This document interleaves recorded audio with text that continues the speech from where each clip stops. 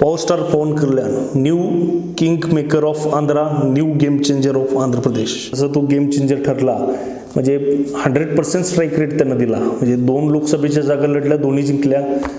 त्याचबरोबर 21 विधानसभेच्या लढवल्या, 21च्या 21 जिंकले. तर पवन कल्याण हा बापटला जिल्ह्यात आंध्र प्रदेशमधील एका पोलीस कॉन्स्टेबल त्याचे वडील होते. 14 मार्च 2014 रोजी जनसेना पार्टी नावाचा पक्ष स्थापन केला. काँग्रेस हटाव देश बचाव हा नारा देऊन त्यानं भाजप व तेलुगू देसम पार्टी यांचा प्रचार केला आंध्र प्रदेशमध्ये. 2020 मध्ये भाजप सोबत पहिला त्यांना अलायन्स केला. 2023 साली त्यांना वराही म्हणून एक नवीन वाहन, एक रणगाड्यासारखं स्ट्रक्चरचं वाहन होतं, ते इंट्रोड्यूस केलं. लो एपी बाय बाय YCP हा देखील नारा त्यांचा चांगलाच गाजला.